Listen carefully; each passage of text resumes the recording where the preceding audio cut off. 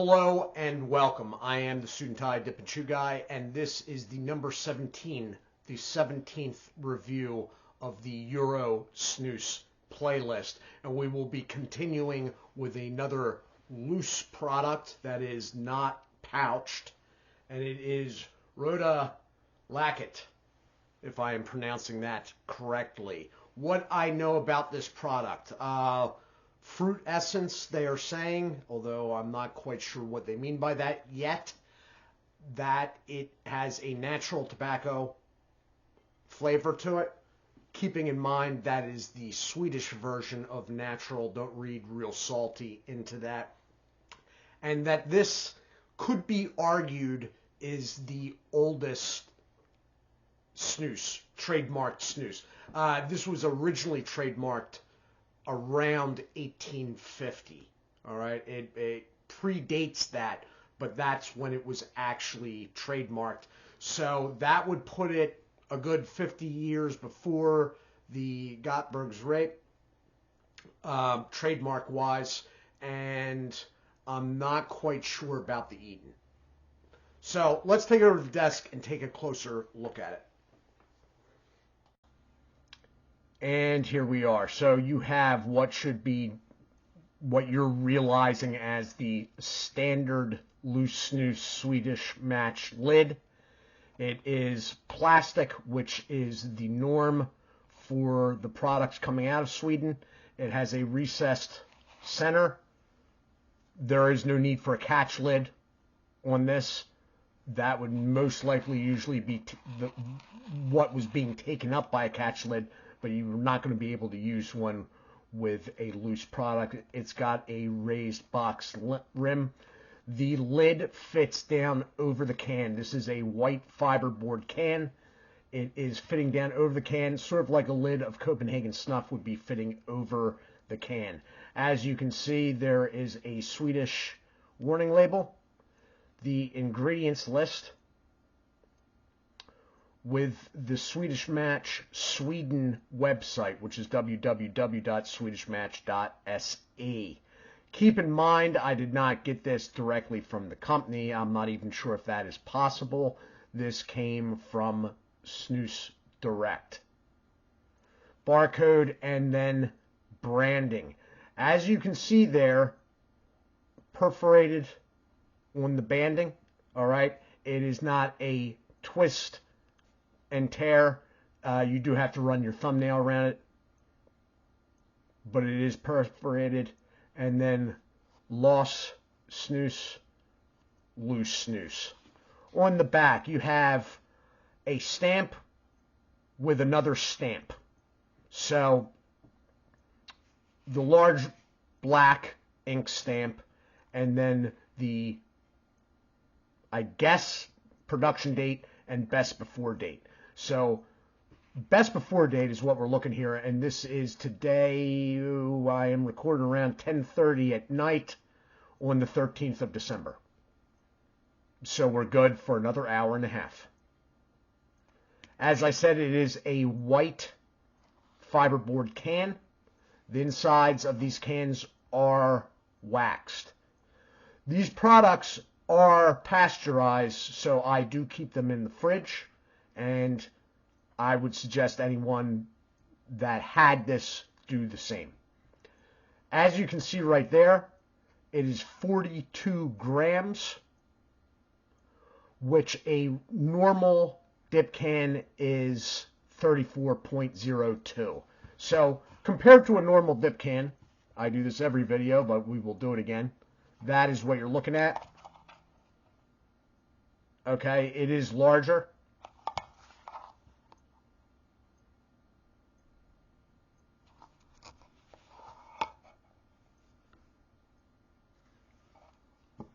Let's open it up.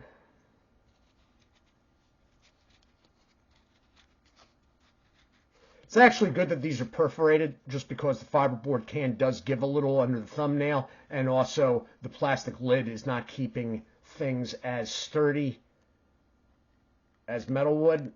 And there we go. And this is what I've been encountering every time. As you can see, the inside and the rim of the fiberboard is waxed. The product is, that is dead on. It is that black, it is that clumped. You can see at the upper side, I did have this racked in my fridge on end. So it is packed down here and sort of loose towards the top. It is a high moisture product.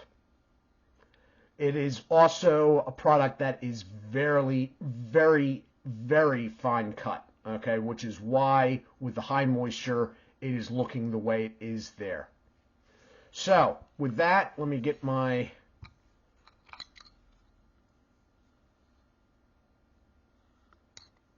set ready, and we will take it back up top.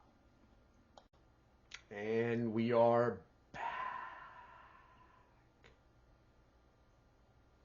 Anyway, so let me just, somebody had commented, I don't know if they saw the original video. I am putting this in my lower lip purposely because the majority of my subscribers are American Dippers.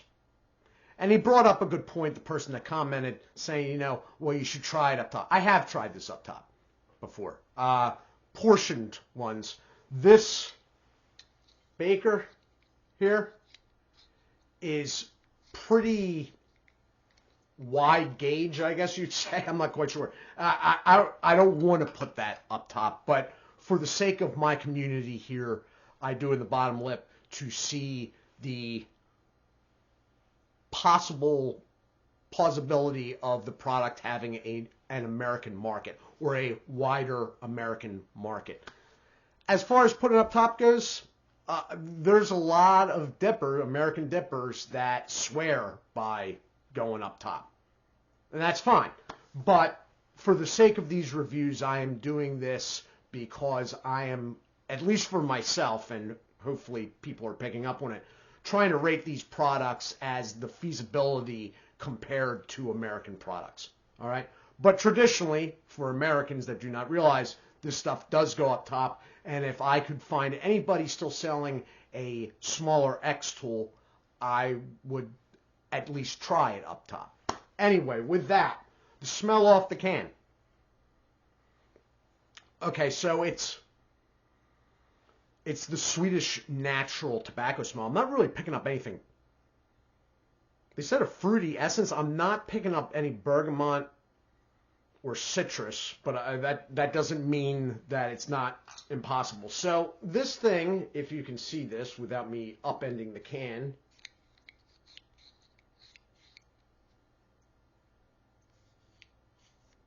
so I'm pulling it back like that. I'm pressing down, tamping it, and then putting it in. All right, so let me get a...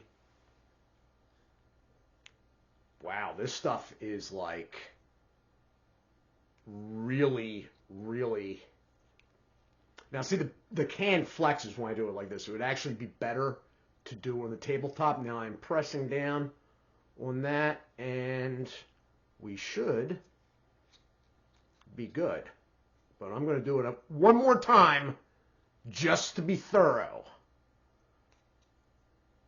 Okay. And then I am just...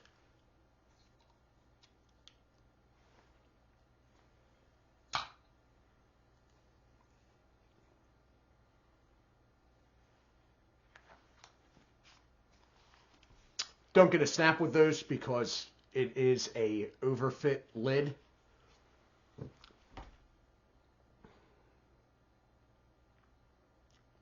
Okay, it is a regular Swedish natural. It's not salty. It's not dark fired. It is their version of what plain tobacco is. Now, I had seen that this had a fruity essence, and I'm not really getting that at all. Of course, one of the last ones I did, people were talking about dill in the comments section. I'm like, dill? I didn't catch anything about dill.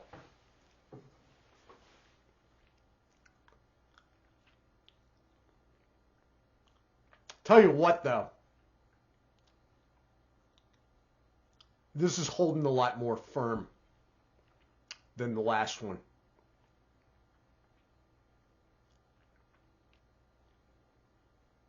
The Cronin was the one people were talking about Dill in the comment section. I'm like, I didn't see that review, I guess. I don't know.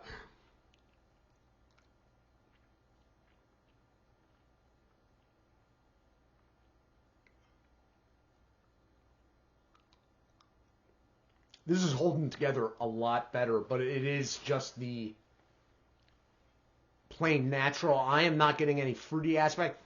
With any of these, their version of natural,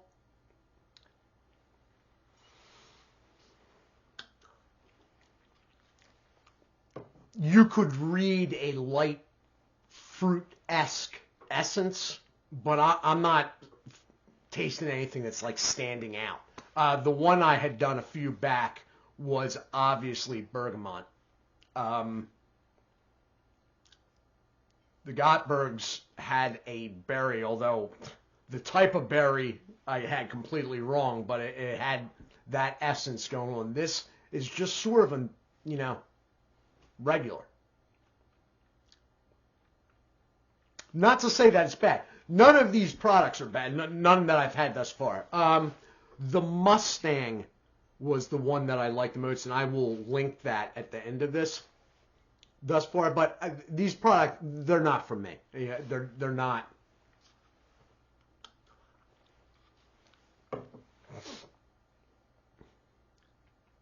Number one, the whole deal where having to bake it with the maker and whatnot, like how am I going to work that outdoors? You know what I mean? Like, this one's holding together really, really well. It's not even flattening out.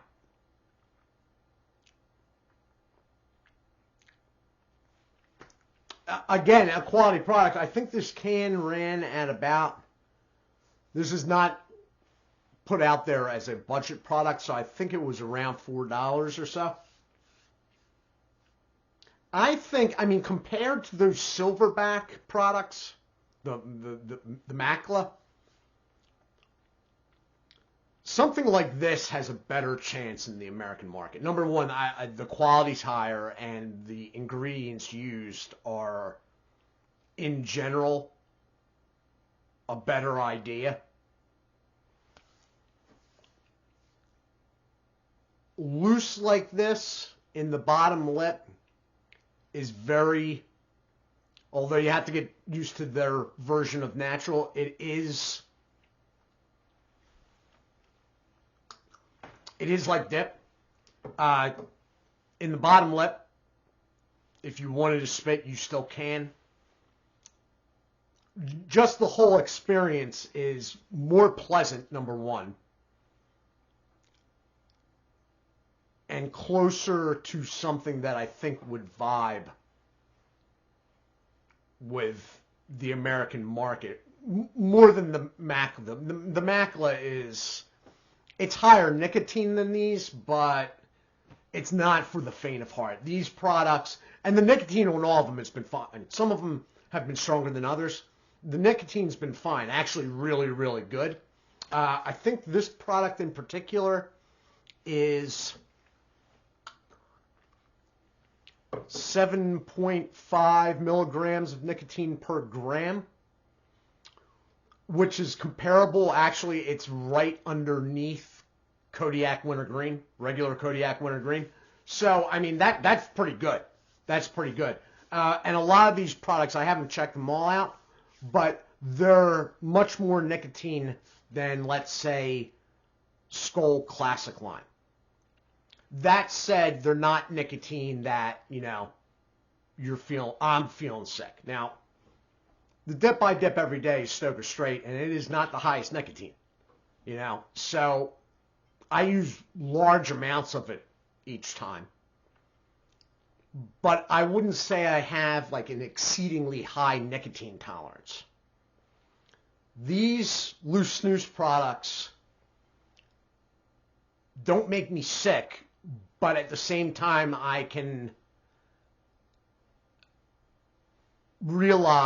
understand that, wow, this is a good amount of nicotine coming in. So for that, all of these are, and I like the loose aspect. It's a pain in the butt. The portions with this are much easier to deal with. But